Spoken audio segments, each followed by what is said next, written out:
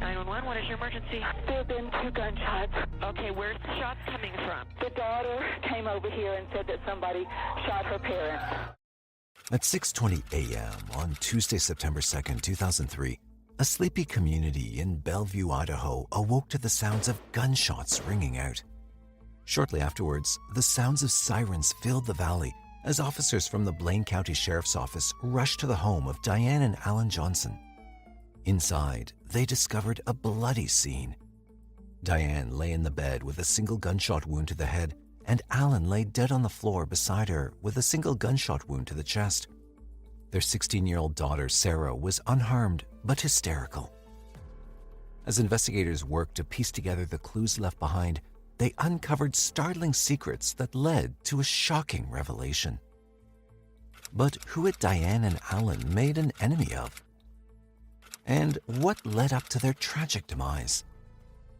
Hello, and welcome back to M7 Crime Storytime, where we cover solved, unsolved, and twisted cases from around the world. Today, we dive into the twisted case of Sarah Johnson. Bellevue, Idaho is a small, quiet town with a population of just 2,500.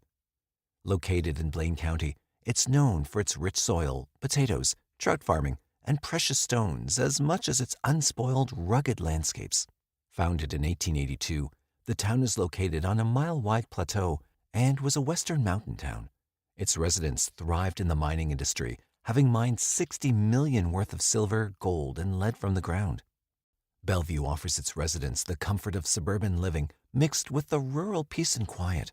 The town has a crime rate that's generally lower than the U.S. national average, and that's why, in 2003, the deaths of Diane and Alan Johnson shocked the peaceful community to its core.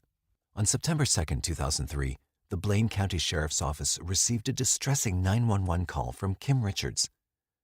911, what is your emergency? There have been 2 gunshots. Okay, where's the shots coming from? The daughter came over here and said that somebody shot her parents. According to Kim, her neighbor's 16-year-old daughter, Sarah Johnson, had come running to her door screaming that her parents, 52-year-old Diane and 46-year-old Alan Scott Johnson, had been murdered. Officers and first responders were dispatched to the scene immediately. When law enforcement officials arrived, they entered the house and found a gruesome scene before them. In the bed, they found Diane with a gunshot to her head. She appeared to have been killed while she slept. The walls and the ceiling near the headboard were splattered with blood, and a fragment of skull was on the floor. On the floor next to Diane's side of the bed was the body of her husband, Alan. He was clad only in a towel, and blood was pooling beneath him. At first glance, investigators believed it was an open and shut case. It appeared to have been a case of murder-suicide. But as they looked closer at the crime scene, their opinion quickly changed. Investigators could hear the sound of water running and followed the blood trail back to the ensuite bathroom. The shower was left on. When officers turned the water faucet off, they saw blood splatter and a distinct bullet hole on the shower wall. Investigators began searching the house for more clues. On the bedroom floor was what investigators believed was the murder weapon, a .264 caliber Winston rifle. At the foot of the bed in which Diane lay dead were 2 kitchen knives. Another knife was found on their son Matt's bed. The clues at the scene puzzled investigators. That certainly was a mystery to us. We have these 2 homicides, and why are these knives placed in the manner that they are, and what does that mean? There was no sign of forced entry, as it was noted that the Johnsons didn't lock the doors, a fact that only those close to the family would know. The house hadn't been ransacked as one would expect from a possible robbery gone wrong. Officers at the scene questioned Sarah as to what she remembered before she ran to her neighbor's house for help. She explained to investigators that she'd been asleep when she heard a gunshot. She ran to her parents' bedroom and called out for her mother, and that was when she heard a second gunshot.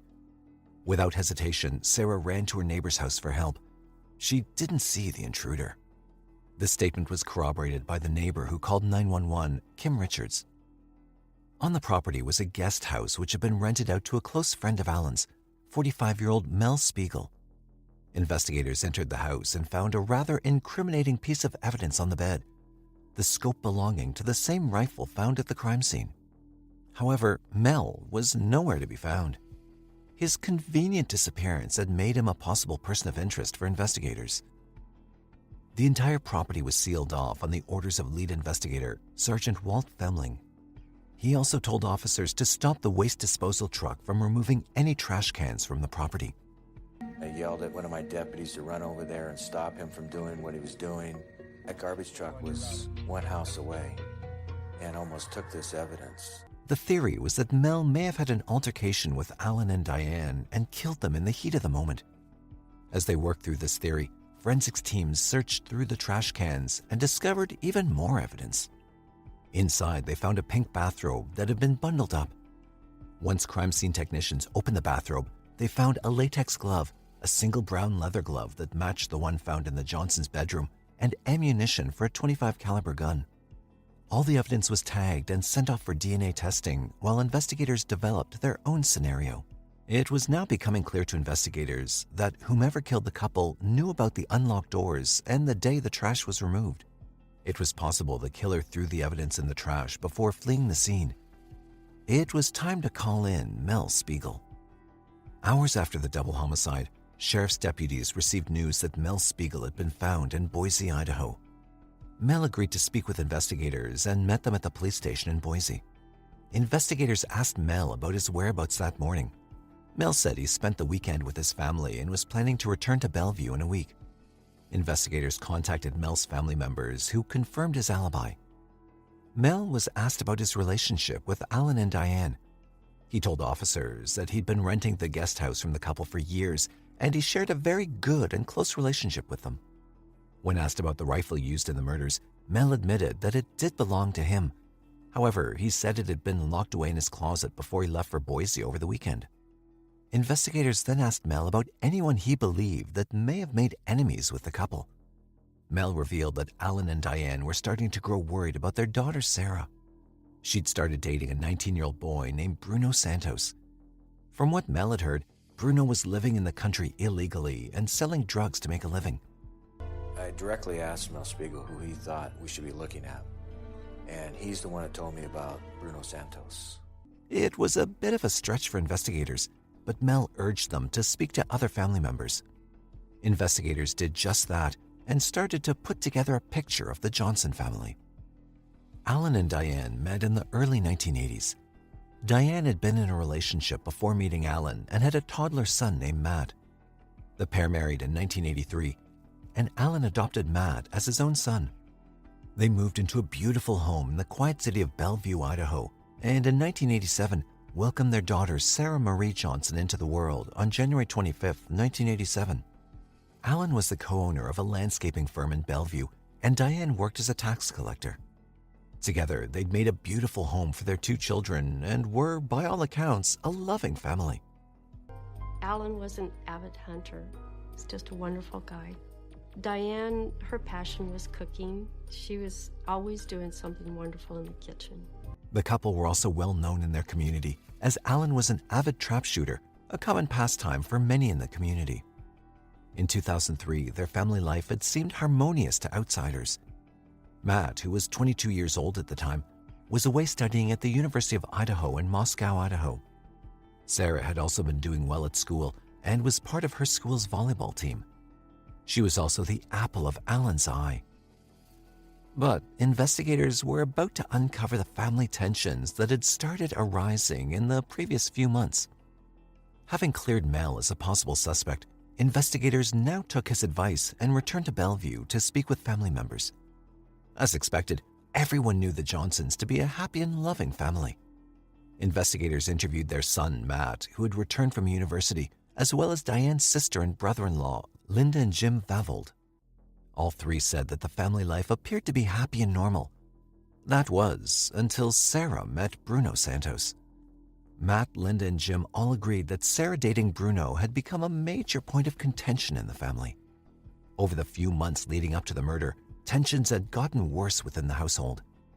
But being a teenager, Sarah naturally rebelled against her parents' rules. Even when her parents forbid Sarah from seeing Bruno again, she continued to defy them. Diane and I were in the kitchen, and I asked her, do they love each other? And she said, well, she says that they do. And I said, well, if they think they love each other, you won't be able to keep them away from each other. However, Jim revealed information to the investigators that could possibly have given Bruno a reason to murder Diane and Alan. Days before the murders, Alan and Diane had discovered that Sarah had been lying about spending the night at a female friend's house. Sarah had spent the night with Bruno instead. Alan called Jim and told him what happened. Alan then asked Jim to come with them to confront Bruno. Jim told investigators that Alan was furious and threatened to report Bruno to police for assaulting Sarah as she was underage. The two men then left with Sarah. A charge of such a serious nature could spell deportation for Bruno. After listening to what Jim had revealed, investigators believed that this was motive enough for Bruno to eliminate the Johnsons.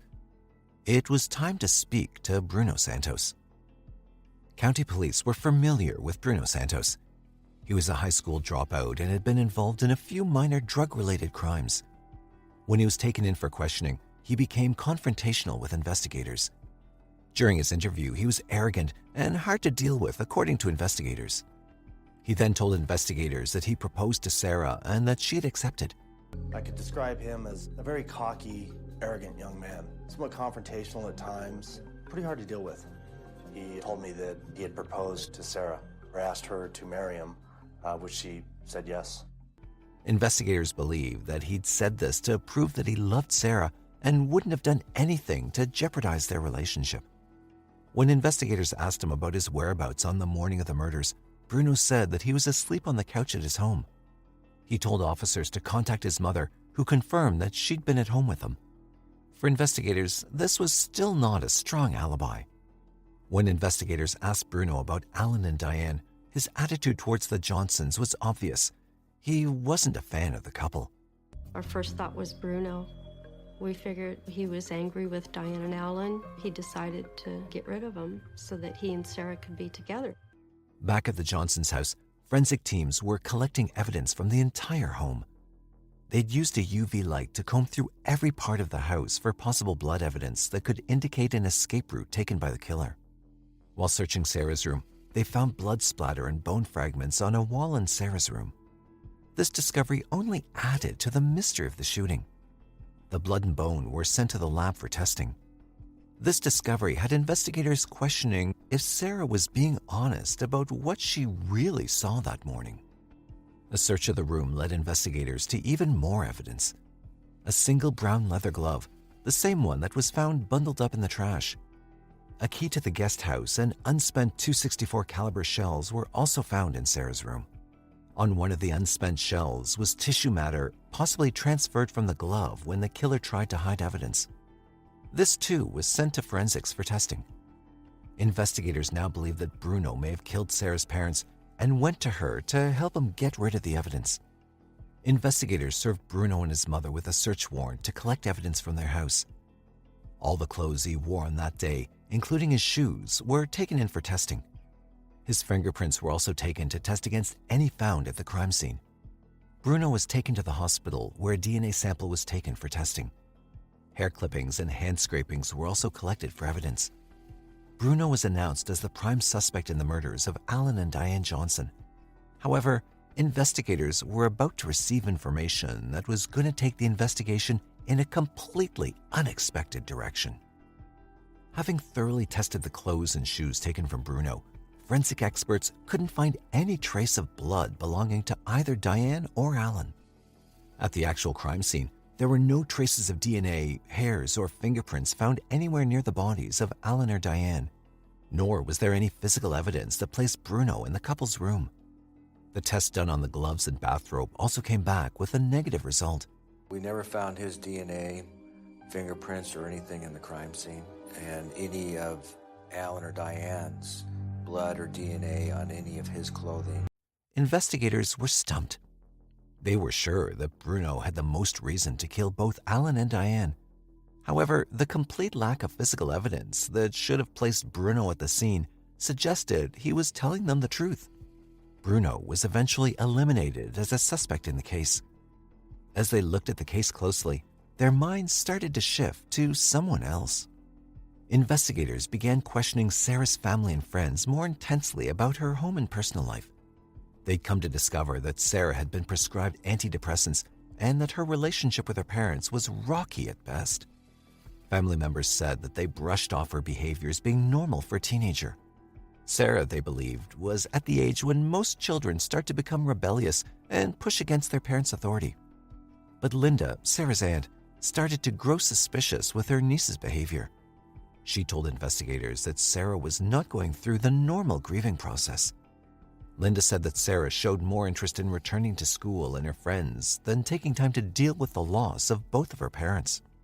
She did not seem to be going through any sort of grief at all. She was not concerned about losing her mom and dad. She wanted to see her friends. She wanted to get her nails done.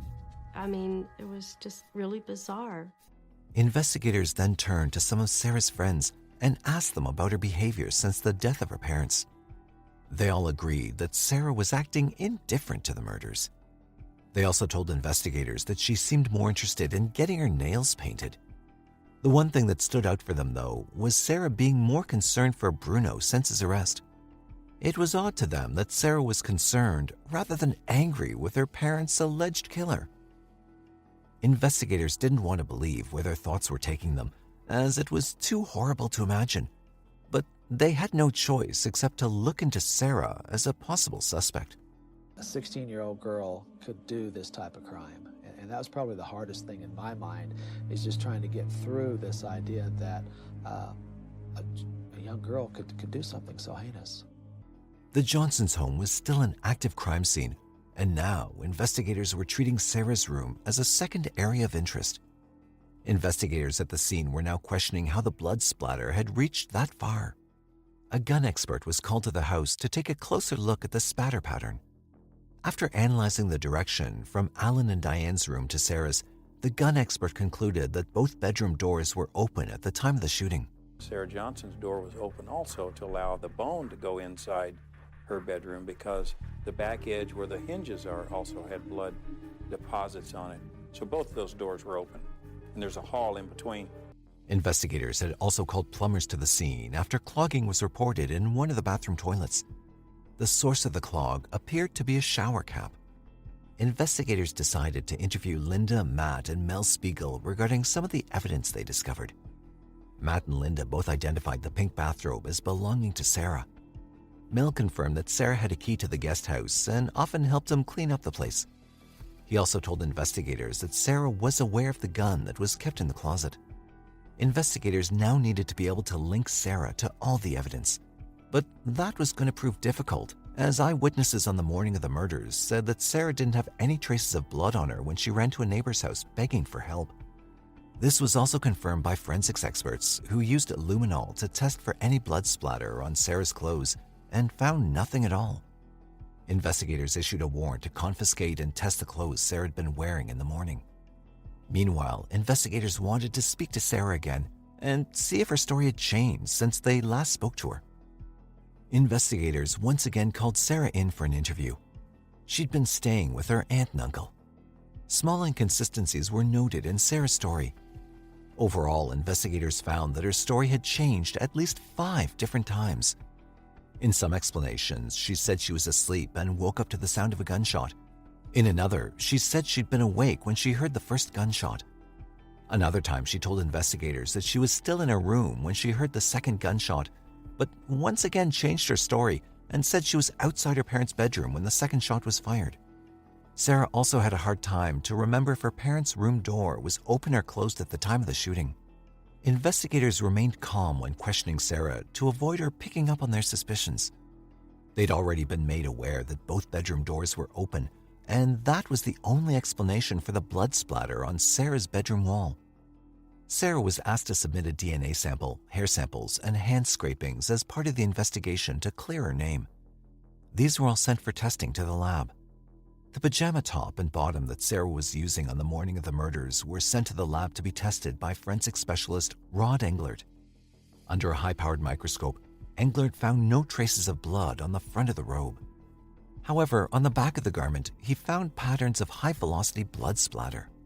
You get multiple stains that are very, very tiny, like little pencil touches. Numerous, even smaller than that are just layer upon layer especially when it's high energy. He also found blue cotton fibers and green specks of paint on the inside of the robe that matched the shirt worn by Sarah that morning. But the smoking gun moment was yet to come. Lab results had also confirmed that Sarah's DNA was found on the inner lining of the latex glove and gun residue on both pairs of the brown leather glove. We sent the robe, we sent the leather glove, and we sent the latex glove to a lab in Chicago, McCrone and Associates. They ultimately found gunshot residue on all three items. The blood found on the gloves and robe belonged to both Alan and Diane. This was more than enough for investigators to arrest and charge Sarah with the double homicide of Alan and Diane Johnson. On October 29, 2003, Sarah Johnson was arrested for the murders of her parents Alan and Diane Johnson. She was held without bail at the Blaine County Jail awaiting trial. Sarah, I have a warrant for your arrest for the murder of your parents, Diane and Alan Johnson. You're charged with 2 counts of murder, and you're under arrest. Okay? Stand up. The story of a teenage girl murdering her parents made headlines nationally and became a media sensation. Investigators and prosecutors had to develop a plausible argument that showed Sarah was motivated and capable of committing such a heinous crime. Relying on statements from family members and friends of both Sarah and her parents, they started to put together a twisted tale of a teenager in the throes of passion. Since Sarah had started dating Bruno, her parents had disapproved of the relationship. As a result, Sarah started to sneak around behind her parents' backs and acted out as any normal teenager would. However, the trigger for Sarah happened a few days before the murders. She'd lied to her parents about staying with a friend when in fact she was staying with Bruno. Her father's threats to have Bruno charged with assault and deported to Mexico pushed Sarah over the edge. Investigators and prosecutors believed that this was the moment Sarah had concocted the plan to get rid of her parents and live a happy life with Bruno. Being a fan of true crime and murder mysteries, Sarah believed that she had the perfect plot in place. On the morning of the murders, she got up and went to the guest house to retrieve the rifle. She then put on latex gloves, leather gloves, a shower cap to avoid blood splatter on her hair, and her bathrobe backwards to avoid any blood touching her clothes. Sarah then went to her parents' room when she heard her father get into the shower. She shot Diane in the head while she slept. Sarah then heard her father Alan call out and open the bathroom door and shot him in the chest. After committing the murders, she placed knives in the bedrooms to stage the scene as if an intruder killed her parents. She then bundled up the evidence and threw it away in the trash, knowing the waste disposal company would pick up the evidence before investigators could find it. However, that didn't go to plan. Added to that, she didn't take into account the evidence that would be found in her room and the shower cap that had gotten lodged in the plumbing system. The evidence against Sarah was glaring, and it was time to go to trial. In February 2005, 2 years after her parents' murders, Sarah Johnson, aged 18, went on trial for their murders. Her defense team argued that Sarah was innocent and that her parents were murdered by an intruder. The prosecution, though, were ready with their argument. They presented the court with the physical evidence found at the crime scene and testimonies from family and friends that showed Sarah's behavior was strange since her parents were both killed. There were 3 people in the Johnson house that morning when Alan and Diane were murdered. 2 of them did not come out. 1 person came out alive. That person sits right there. Sarah Marie Johnson. Most damning of all was the testimony of Bruno Santos, who not only wanted to clear himself of the murder at the trial, but provided the jury with evidence of Sarah's state of mind before the murders. Bruno testified that he and Sarah had agreed to get married, and Sarah had even told him that they could live in a big, beautiful house and be happy with just each other. Bruno also told the court that Sarah always spoke about how much she hated her dad and talked about shooting him. After 5 weeks of testimonies, proof of evidence, and crime scene explanations, the jury had come to a decision on March 16, 2005. Sarah, aged 18, was found guilty of 2 counts of first-degree murder. She was sentenced to life in prison without parole to the Pocatello Women's Correctional Center in Idaho. Sarah has since made several appeals to have her life sentence reduced. However, all her appeals have been denied and she still remains in custody. Following Sarah's sentencing, the remaining family members have spoken out publicly about their feelings towards Sarah and her actions. The deaths of Alan and Diane have devastated their family entirely. The majority feel that Sarah was at fault and deserved the punishment she received. Sarah's brother Matt believed that Sarah showed no remorse for murdering their parents. He said that if she were ever given a second chance, she'd do a better job with the murders to avoid being caught. Mom and Dad treated you like a princess. I don't know why you threw it away. Of all the things I miss their hugs. Their bear hugs. And Judge, I would like to see the maximum because after tomorrow and you read your sentencing, I don't want to ever have to hear about her or this event ever again. Pat Dishman, Diane's mother, spoke to Sarah during her sentencing hearing. She told her granddaughter that they still loved her, but that her actions had devastated their entire family. We have been devastated, absolutely devastated by the deaths of your dad and mom. And the devastation was even worse when we had to come to the realization of who did it. Alan's sister, Lynn Murrell, said that Sarah was spoiled and rotten and was capable of murdering another person if she was ever released. She asked the judge to consider never releasing her from prison. Today's case was one of a truly twisted and disturbing nature. To be capable of murdering one's own parents proved that Sarah Johnson only thought about herself and not of the devastation she caused for her brother and family. While they're left behind to pick up the pieces, Sarah remains behind bars for her senseless crime. So we ask you today, do you think that Sarah's truly capable of feeling remorse? Do you think that Bruno helped plan the murder with Sarah and sold her out in the end to save his own skin? Let us know in the comment section below. And if you found today's video interesting, please consider subscribing to our channel, hit that like button, and share our videos with other crime aficionados. Also, if you have any crime story that you'd like us to cover, leave us a message in the comment section below. Until next time.